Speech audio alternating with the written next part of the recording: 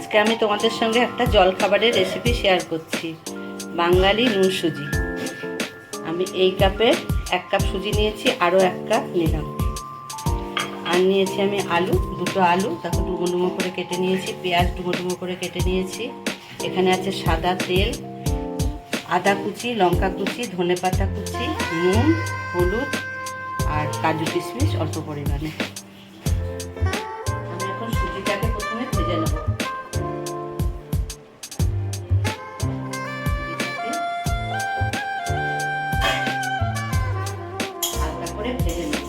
ভেজে নিচ্ছি। খেয়াল রাখতে হবে যে সুজিটা যেন বেশি লাল না হয়ে যায়।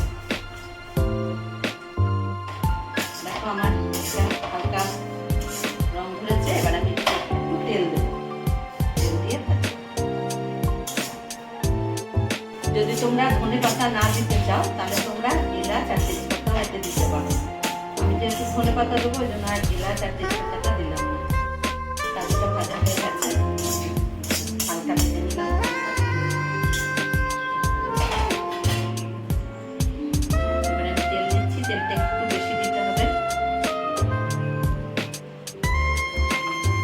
তেলটা আমার গরম হচ্ছে। আমি প্রথমে কাঁচা লঙ্কা দিচ্ছি।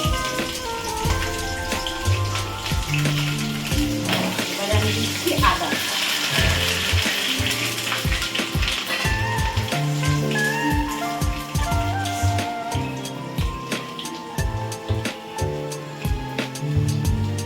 পেঁয়াজটা দিচ্ছি।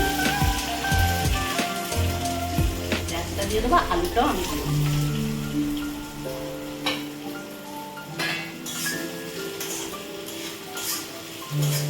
এবার আমি ভালো করে ভাজবো। ঢেকে দিচ্ছি যাতে আলুটা সেদ্ধ হয়। ঢেকে দিলাম। আমি এবারে সামান্য হলুদ দিচ্ছি এতে। দেখো এখনো ভাজা হয়েছে আমার, আর একটু কষাতে হবে। এবারে হলুদ দিচ্ছি সামান্য, বেশি হলুদ দিতে লাগে না। আর দিচ্ছি নুন।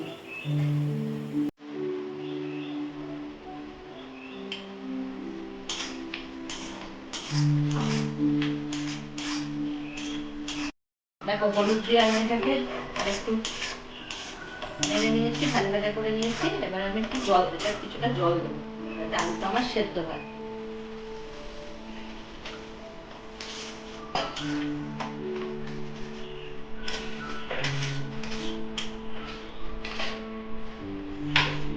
ঢাকা দিয়ে দিচ্ছি। আলুটা সেদ্ধ হয়ে গেছে। এবার আমি সুজিটার সঙ্গে মেলাচ্ছি।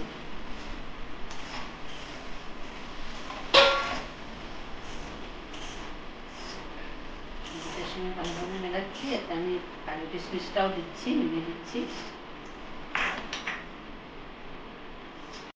জল দিলাম সাথে, দিচ্ছি এতে চিনিটা। এবারে সময় দিয়ে এটা নাড়তে হবে। এবার আমি ধনে পাতাটা দিয়ে দিচ্ছি। দিয়ে এটা সমানে নাড়তে হবে। আমাদের সমানে এটা নাড়তে হবে যাতে একদম ঝুরঝুরে হয় জিনিসটা। আমার সুন্দর ঝুরঝুরে হয়ে গেছে। এবার আমি এটাকে নামিয়ে দেবো। বন্ধ করে দিচ্ছি গ্যাসটা। সামান্য লেবুর রস, অল্প, বেশি না, লেবুটা সাথে দিলাম। দেখো নুন সুজিটা কত সুন্দর ঝুরঝুরে হয়েছে। আমার রেসিপিটা আশা করি তোমাদের ভালো লাগবে, এবং ভালো লাগলে তোমরা আমাকে লাইক, শেয়ার, কমেন্ট করো। আর একটু সাবস্ক্রাইব যারা করেনি একটু করে দিও।